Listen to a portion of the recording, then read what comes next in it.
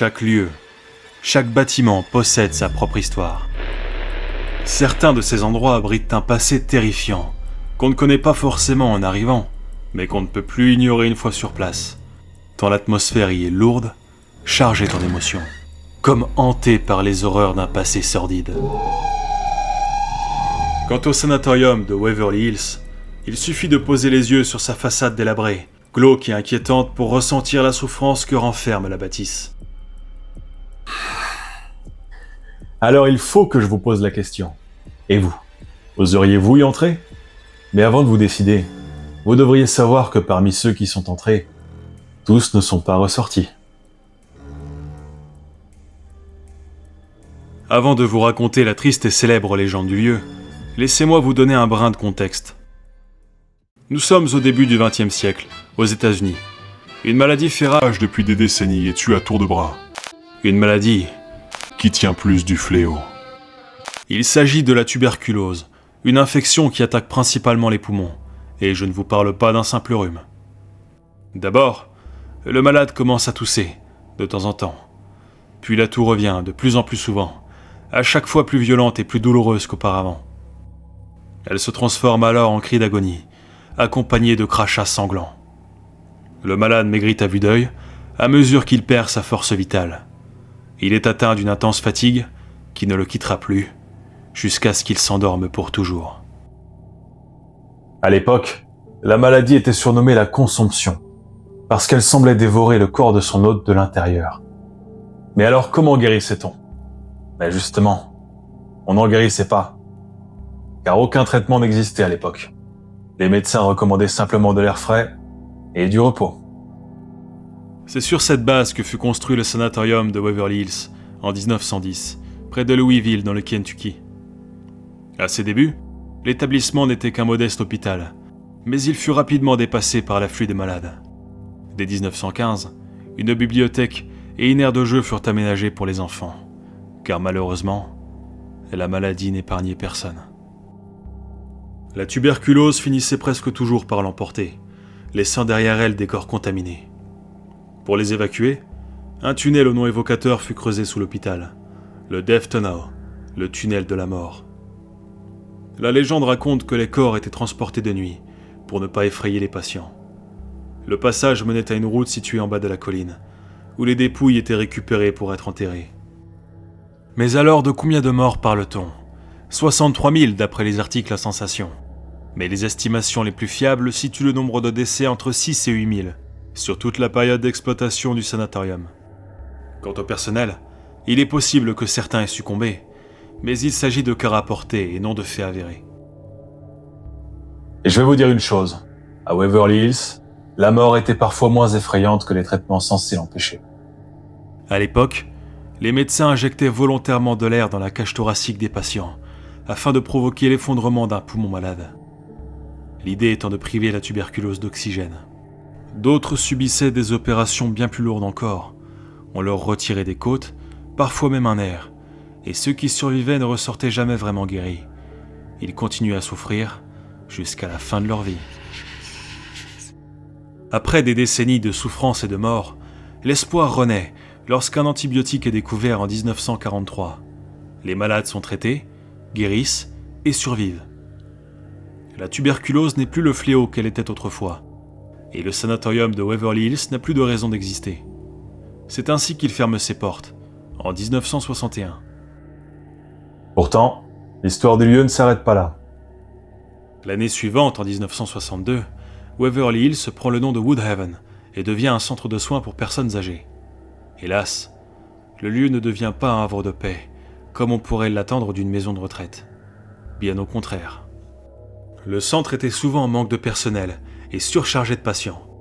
Les inspections menées par l'État relevèrent des cas de négligence envers les personnes âgées, dont les conditions de vie se dégradaient, faute à des soins inadaptés.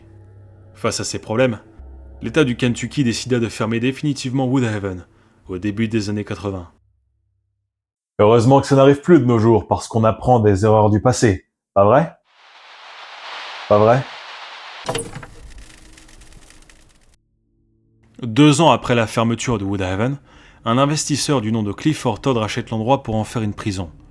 Seulement, Il doit faire face à l'opposition des riverains, sans doute lassés de vivre près d'un endroit déjà bien assez sinistre. Les riverains obtiennent gain de cause et Todd est contraint d'abandonner son projet.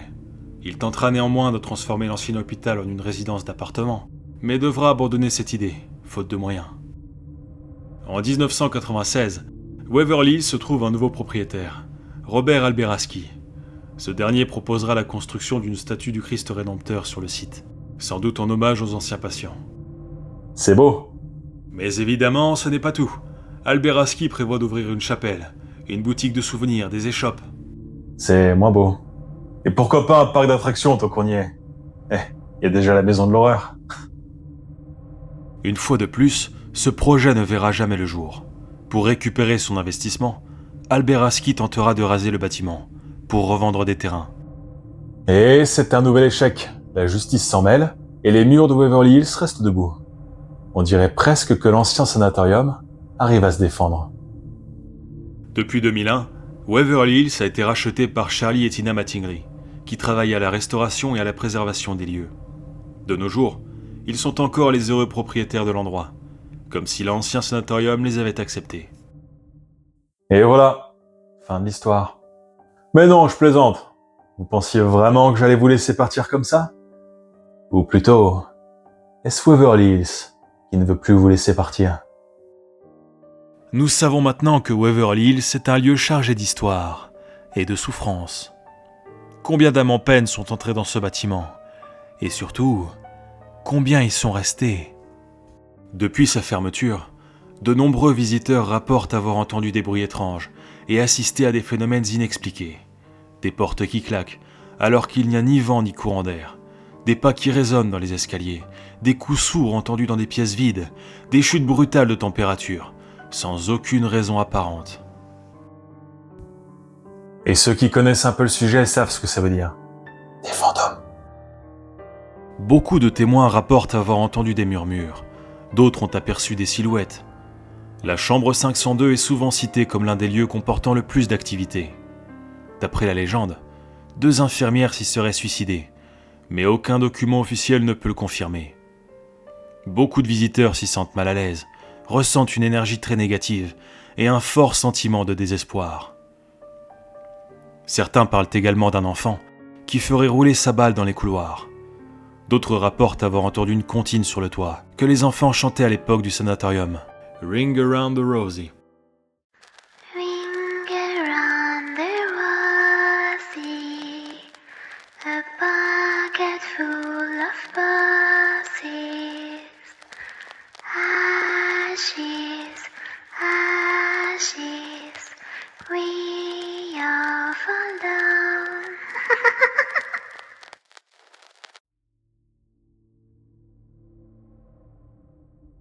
Mais le pire endroit est sans conteste le tunnel de la mort.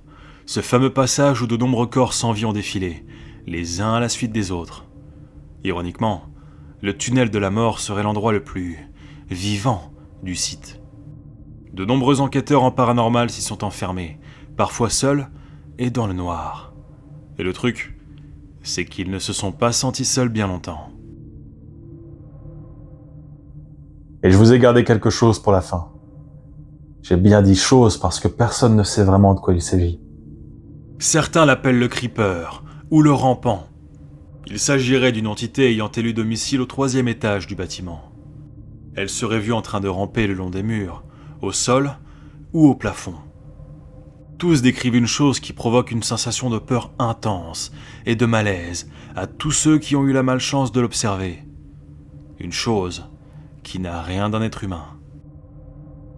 And it's right here that I noticed that it's moving. It's sliding right across, right to left. And now it's gone.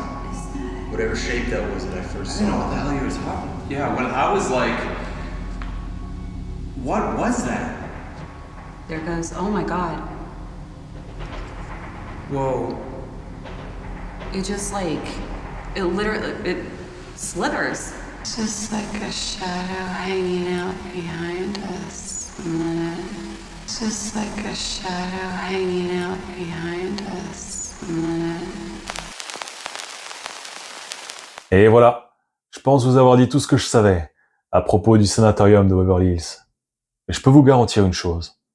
Nous sommes très loin de connaître tous les secrets que renferment ces murs.